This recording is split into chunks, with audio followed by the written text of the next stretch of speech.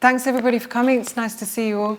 So I'm going to start, I think, Berta was talking about memory, and I think I'd like to start by asking you both about your own memories of landscape, because when we spoke last week or a couple of weeks ago, we were speaking a lot about the landscapes of your childhood and early lives. So I wondered if you could start by telling us both a little bit about the landscapes of your early lives and how they relate to your work now. Bronwyn, perhaps you could start. Yeah. So I grew up in Kimberley in South Africa. Kimberley is in the northern part of South Africa, in the Northern Cape. And yeah, it's having grown up in Kimberley has informed my work a lot. It's at the center of my work, essentially. So Kimberley was formed as a town through the diamond diggings. Also started the diamond rush in South Africa. So the legacy of Kimberley is diamond mining. Kimberley is also the birthplace of De Beers. And yeah, also sort of started like, what would become like the dividing of the continent essentially for the minerals. So Kimberley's built around what's known as the Big Hole. But there's like a series of other holes that are scattered around the city. And living in the city, there's all of these mine dumps that are spotted around the city. So yeah, in my practice, I think a lot of like what it means to have grown up in a space that has this history of wounds in the earth, and like, yeah, the celebration of like this violent act of, yeah, just exhuming from the earth. I also, in the sense of like where I grew up in Kimberley specifically, I also reference a lot outside of the scarred landscape. I look at, what were the stories that were told in the community that I come from, and like oftentimes the sort of, is in contrast to this wounded earth. I'm going to stop there because we can come back to it. Well, that was what I resonated so much with your work, and I was so excited to talk to you about, because I'm from Kentucky, and growing up with coal mining as a primary economy and horse racing, it really was from an early age recognizing the way animals and natural resources are used to our benefit, or whether they're exploitative or symbiotic in nature. But definitely from Kentucky, horse racing, the primary economy, and coal mining, there's really no feeling like seeing a mountain that's been decapitated. It's really like something that sticks with you. Western Kentucky, mostly the Appalachian states, there's about 500 mountains that have just been, like, there's a process of just from the top down. It's not used anymore. Actually, the year I was born was like the height of that process for mining coal. But yeah, it's really these like the memories that stick with you that start to shape how it is that you recognize that relationship and how it moves forward. I think of even living in a house where we're drowning moles in the front yard because it's not like pretty to see the mounds, or just all these ways that are deeply formative as a child, where you're questioning why it is that they are that way. And as an adult, you can look back and understand the economic need in some cases, especially for Western Kentucky. Whole economies and livelihoods are built around it. So it's a complicated kind of story to start with, I guess. I'm interested in your saying decapitated landscapes, and also, Bronwyn, your kind of language of scarring and wounding. It's firstly, like, obviously very violent, but it also makes me think about tradition of landscape and landscape in art. And it seems to me, I'm not an artist, it's a very exciting time to be looking at art or making art because of what's happening with landscape tradition, and how even people who are not artists are having to rethink like what a landscape is and what a place is, what an environment is. And your language suggests something kind of animate or indeed like more human, or what we would traditionally think of as human, decapitated animal, which obviously the curation of this show, kind of each plays its own mind. So I suppose I wanted to ask you a bit about the tradition of portraiture. Like, how do you relate to portraiture in this? Because I feel, you both talk a lot about the body, decapitation. Bronwyn, when we spoke before, you talked about information coming from your own skin in other work. So I was kind of interested in this show as much a kind of portraiture show as a landscape show. Like how is that being engaged with here, and how far can we kind of take this image of the landscape as a body? I would say in my work, I think of the potential of the landscape, or not just the potential, but like the possibility of the land and the body not being as separate as we think they are. So the body being an extension of the earth, of the land.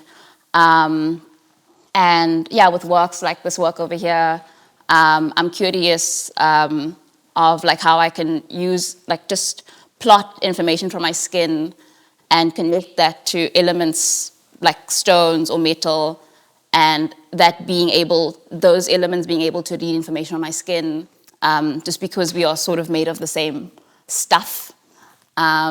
So I would say a portrait of the earth, in a sense, can be a portrait of like the human body. Yeah. Yeah, I would agree with that. Yeah, I think a lot about the paintings feel like, because of the concurrent histories of non-humans and humans, how they helped us to build our idea of what the category of human even is, that so often the paintings feel like they're about humans as much as they are the history of humans in particular. But I think that the paintings feel like they're folkloric in a sense, that there's a writer I really love that I've been doing a long-form discussion with. His name's Arnaud Gerspacher. His book is, it's called The Owl Is Not What It Seems, for anyone interested. It's fantastic. It's about art and anthology, and he talks about the time that we're in currently as ahistorical, almost in that we can't look to a past that really used animals in a material way. They helped us to build our world, and we don't necessarily have those like formative relations with animals anymore. But also that we can't look toward a future, as in we're in the 6th great extinction, even thinking about the possibility of these animals in the same numbers as they are being vastly different in the next 5 years. So it feels almost like they're folkloric in the sense that I'm interested in the stories that are coming to me now as really trying to mark a time and a specific relationship to this moment. I would say this feels like a portrait of the pigs that I hear about in Chernobyl, knowing like their futures will be changed in a short period of time, or maybe not, but almost like a story you can't quite remember.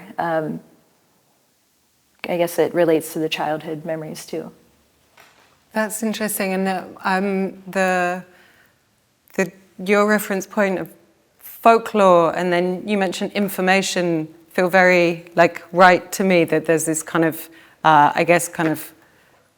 huge amount of stuff coming in that feels very futuristic, or huge amount of data existing in the work, and also these very old forms of storytelling or of myth or language we spoke about. What do you see the temporality of your work? Do you think about what it's going to look like in like 4,000 years' time? Do you think about, how it might look to a medieval peasant? Like, where are you? Yeah. When do you see it? I guess is what I'm asking. I think my favorite fact of the world is that the oldest painting is of 3 pigs. It was recently found that maybe just a couple years ago, the caves in Indonesia are dated 45,000 years ago, which predates the French caves by 10,000 years, which is pretty significant. But they're 3 paintings of 3 pigs that I immediately thought of the story that I grew up with, of the 3 little pigs, and how that, it almost is how like these stories are like lint balls, and like they kind of pick up the core of folk tales, remain the same, and they proliferate culturally in different variations, but somehow they remain, their core remains. So I think of like the Three Little Pigs so often, like this prehistoric narration. Obviously it's not the same, but to direct me to that story of really the wolf, in a sense, is the like symbolic stand-in for nature's invasion. The Three Little Pigs are us and the threat of predation. They build sticks, their house out of sticks and straw, and it wasn't until there was this like human intervention of bricks that really saved them from nature. And then just, I don't know, I'm trying to connect these lines between like early humans living in caves and making these paintings and stories. And yeah, it's really, I don't know where my paintings relate to the future, but I think it's really just drawing all these commonalities and through lines that feel really exciting and just crafting the story of human history. I love that, and I've thought that before, that there's so many children, maybe not ancient stories, but children's books like The Snowman or The Cat in the Hat or The Tiger Who Came to Tea. They're all a story about some wild thing getting in your house and like making a massive mess. It's the same story every time, and I guess the Three Little Pigs also is like, and I like the idea that maybe a cave painting is also that it's like here, you know, bringing all this, like these Chernobyl guys in here, you know, is the like conflation in this, of that this history. Clean, yeah. How is it a painting doing something 45,000 years ago relates somehow? I mean, it's just a numerical similarity, but they're pigs and there's three of them. It just like brings me to that story, yeah. How about you? What's your time frame? I imagine the work returning to the earth. I mean, the title of this artwork is called Tungana, which means the seeds of sweet thorn. So I imagine, like, I like thinking of the possibility of like the stones returning to the earth and then collaborating with the soil again to make other like deep time compressed things. So I like that idea. I mean, in me having thought of like the title, I was thinking like of a seed as like, you know, something that holds potential and possibility, the same way that a stone holds like as this clumped up possibility. So it excites me that like, this information, because I mean, initially when I plotted this constellation, I was hoping to decipher the information, and like that was like sort of like an impossible task that there was never a point of deciphering, and like in thinking of like the time that's gonna like maybe like the information will come like after my time, and maybe it's with this becoming a seed in deep time sometime. Like I'm not too attached to things living forever. I think it's a part of the process of like things becoming new things.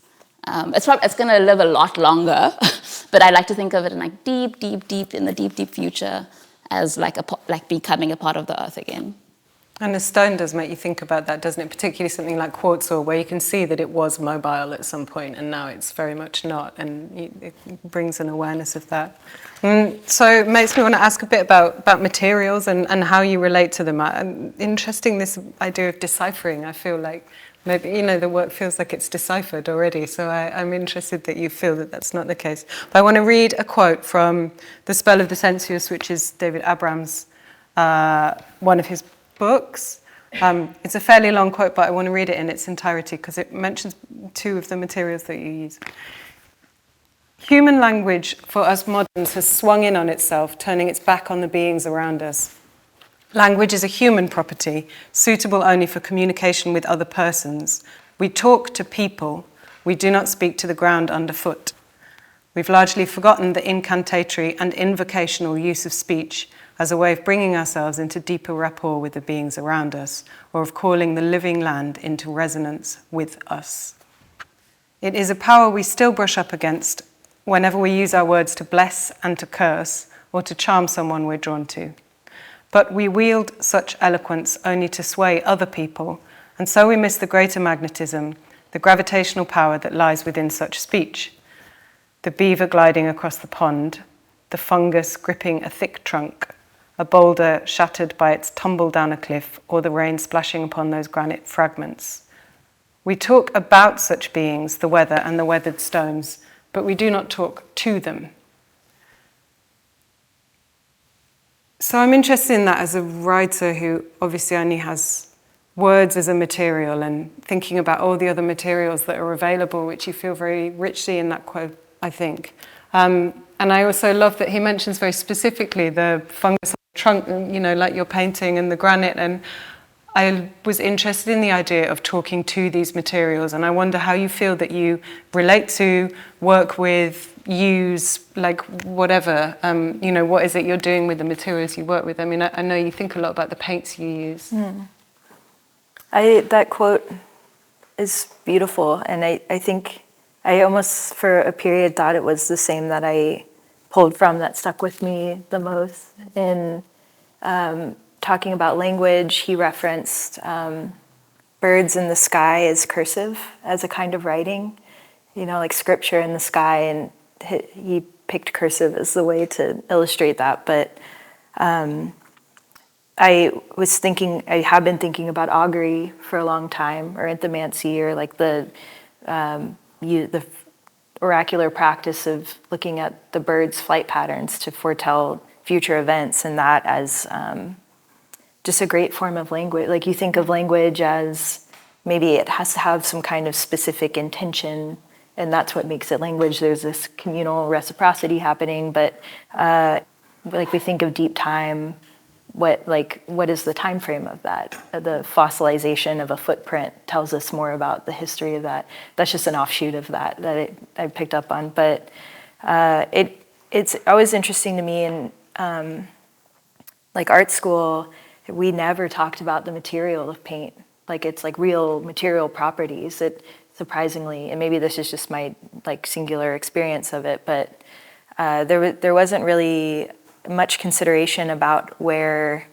I remember feeling surprised that like there's these like artificial pigments, and then the browns are born of clay. They're made of clay. There's like charred bone for pigmentation, and that changes not so much in what it is that I think it's just a simple like connection. A way of rethinking about the paint. It makes me not use paint as much. It makes me try to be much more conservative with how I'm using it, or just want to be more intentional. But I think that it really changed just how I'm thinking about paint. And I think it's a smaller example of like a larger issue, or it is a commodity or some kind of thing removed of the earth when it very much is a part of it. Yeah, I mean, I'm still thinking about the last part of the quote. We don't talk to the stones. I talk to my stones. It's very important to me. I mean, I spend a lot of, like, before a stone makes it to an artwork, like, I spent a lot of quality time with it. It's important to like just live with it, have it in my space. Outside of this work, I think when we were talking, we also spoke about, the earth, the elements, the ocean as forces to be revered, So my approach to material is that, there's like an asking of permission, like, is this okay, And like, of course, there's no like verbal responsible answer, but sometimes it's like the act of spending time with the material is that type of permission, or the act of having a relationship with the place or the space that I'm taking from is that not the payback, but it's the reciprocity from my side. So I think a lot about that in terms of material. I mean, I also think of time and potency, like I was saying, but I also think of like what I have projected onto a specific stone, or what we collectively project onto rose quartz, like present time or like historic time. With the iron ore, I have this connection with this material via my dad, who works in iron ore mining. So there's this personal relationship, like personal story that I have with that specific stone as well. And then again, I'm interested in, like this understanding of jasper as something that grounds you, that stabilizes you. Like I like to wear stones, and I believe, I project that like the stone gives me that potency too. So yeah, there's all of that. And I love all that because it's like a stone is like the most, like, but it's like it's just a stone, you know, and then there's like, you've got so many different ways in which you're engaging with it or feeling with it. I want to stay with specific materials and ask you both to talk about your trees, because it was such a delight hearing you talk about your trees. So Kat has a tree outside her studio, and you're talking about sweet thorn tree. So. I love our trees. There's we had a conversation about what like paintings reveal over time, or artwork. You finish something and it's kind of done, but you find that it sometimes can tell you more about the world than you thought. You're making a thing, but the painting's kind of making you and telling you about the world. And I was telling them about a tree that I have outside my studio. It's a Palomina tree, and it's special to have like a tree in New York. And the studio window looks out at a building there's just a short, like 20-foot span, and where a building's next door. So I'm looking at the facade of a building, and this tree grew between that. And I always thought how surprising and admirable it was. And I loved that tree. And there was a company came and started building solar panels on the roof, and every day I was worried that it would like hinder the light getting to the panels. So one day I showed up and they were cutting it down. And I got there right when they started from the top down, which is like, you know, I'm thinking of the mountains. I'm thinking of like the top down effect, or really just how shocking. I really haven't seen a tree get cut down in action. And, you know, I'm letting the people work, obviously, but I'm trying to just be like, I was shocked and I was sad. But the tree was cut down, and afterwards one of the workers, because the building was shorter next door so that I could see them working on the roof, and he threw a stick at my window and asked if he could take a picture of the tree painting that I had finished 2 days before they cut down the Palomina. And it just like reminded me that what the painting was about is, you know, I was driving upstate and going to the woods often and trying to articulate the things that I was feeling and what I liked about being in the woods just on that painting. But it reminded me that this story about like death or decay or the end of something really wasn't. Like this, what that painting became was about like decay is the beginning of the story, really. The new kinds of life that can live there, it becomes a new host for different kinds of events that maybe I hadn't thought about. So it was kind of this positive spin on something that it's somehow made the tree's death less sad. It just changed the story a little bit for me. But there's all these like beautiful serendipitous things that happen when you make paintings and you go out into the world, and they inform you also. I heard an astrobiologist talking recently who talked about death as an illusion or a concept that we kind of hold, but because it's like rolling matter, there's kind of movements, which makes me think about what you were saying about the stones and their kind of slow movement through different forms beyond our time frame. And your sweet thorn. Yes. So the house that I grew up in was the same house that my grandmother and my mother grew up in. So we all have this connection with family of sweet thorns that grew in our yard. And I suppose,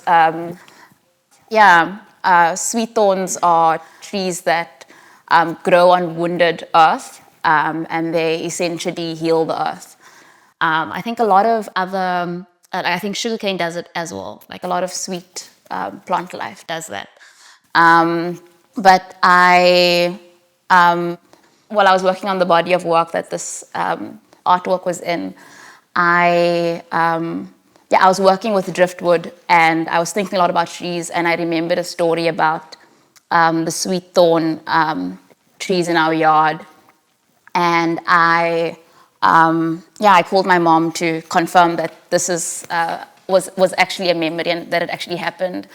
So what happened was that I was about 11 or 12, and a friend of mine was visiting with a friend of hers, and we played under one of the sweet thorn trees in our yard.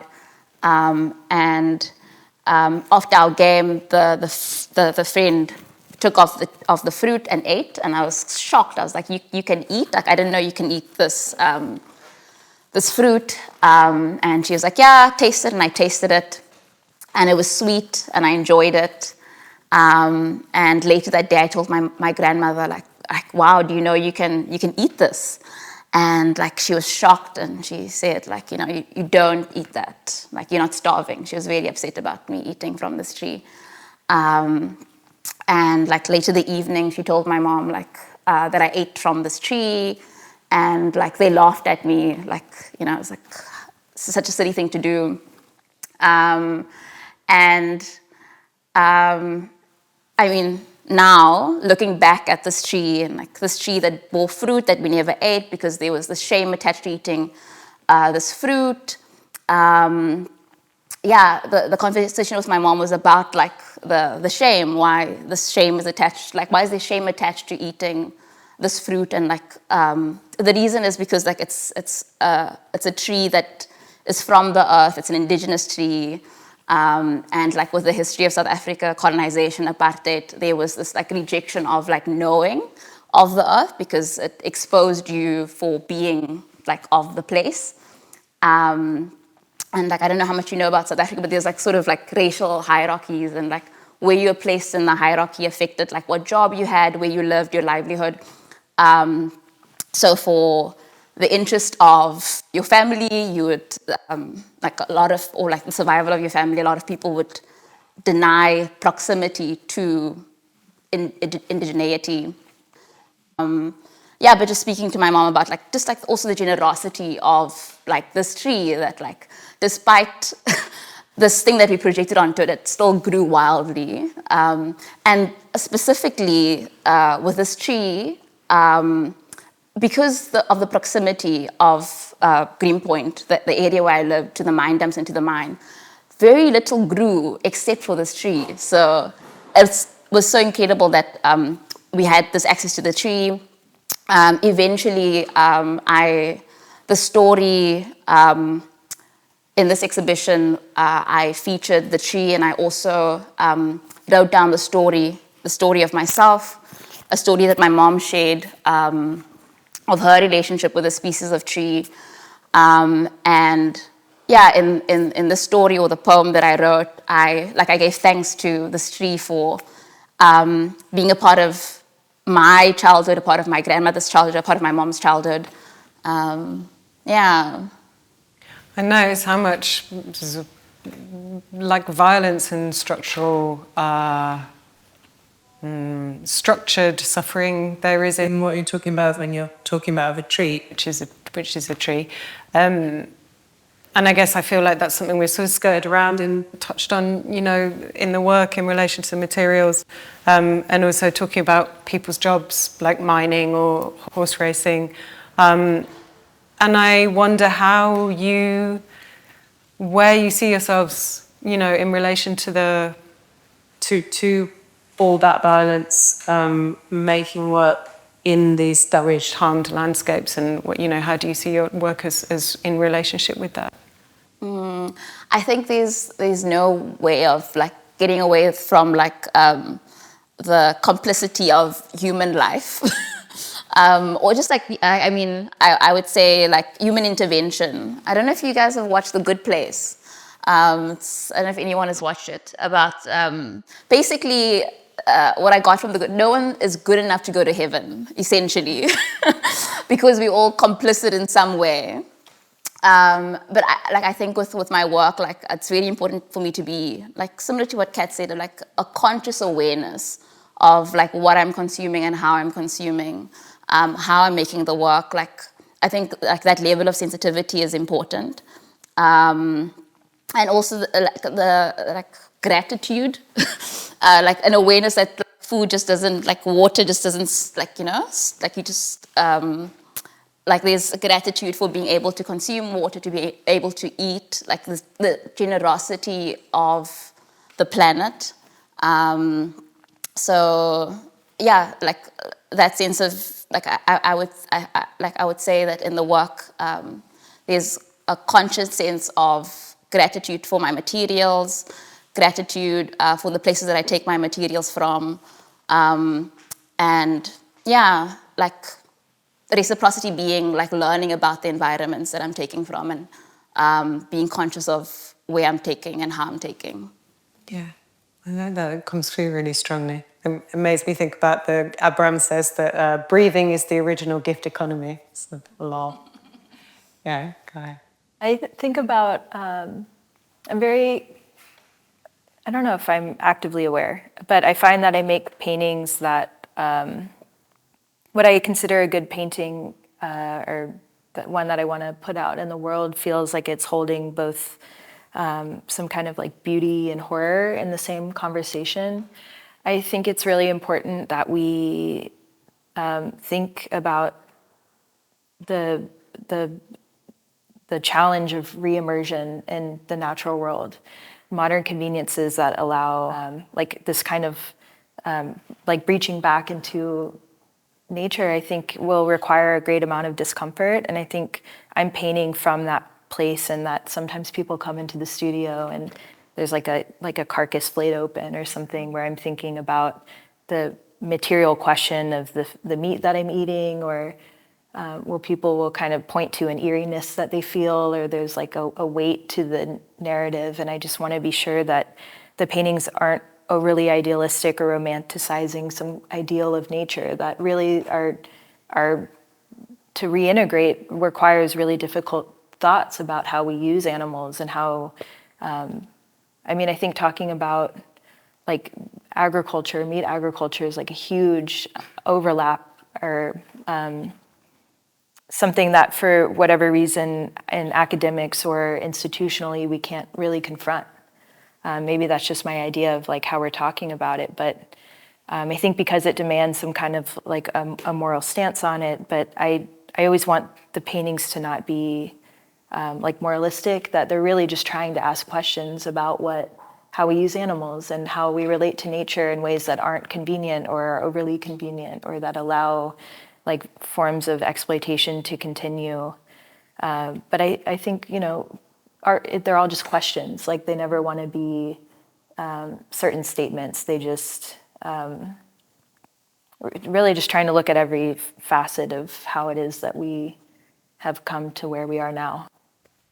I think the idea of these kind of post-apocalyptic or irradiated exclusion zones are such interesting landscapes to think about now, because of the way the tendency, everybody knows that the Chernobyl exclusion zone is a great place to be a non-human right now, and there is maybe a tendency then to say, that there's a very strong desire in people to think that a solution or healing will be easier perhaps than it is. And I think, it's really intractable in those places because, there are still many people who are being born, losing children or getting very sick, and many animals that are as well. And the idea that kind of, we can leave things alone and nature will recover so quickly is not as easy as we would like it to be. And so, I think that those zones are really concentrate those feelings that people had around it. We saw it as well in COVID when everybody was circulating all these fake images of deer running in streets and dolphins in Venice, and, being like, oh, it's cool, girls, but they'll come back. So I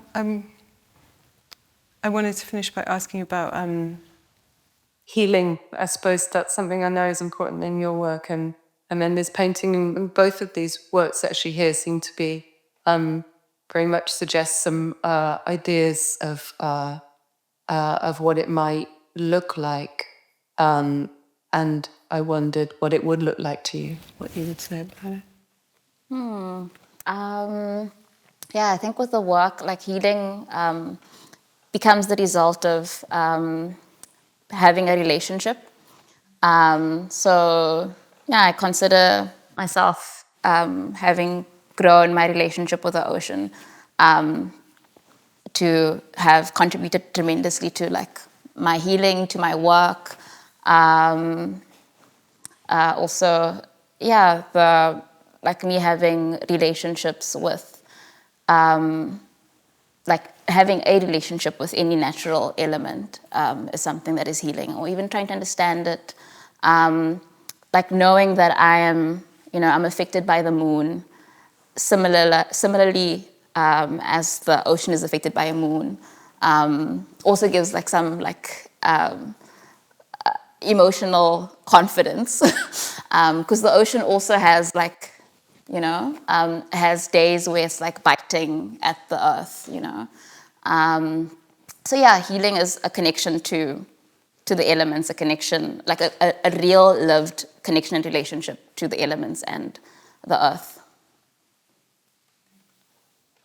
Yeah, I feel healing. I think just like sitting in rooms with people talking about these things, it's like, I think making paintings that feel to me that like clearly there's an amount of grief and like longing that I have, that and just like love of these things that I paint about. So I think it's like a kind of just the ability to make work and to have the conversations that I have is really like personally just to feel like we're all simultaneously aware of these stories, or yeah, I think just sharing in general.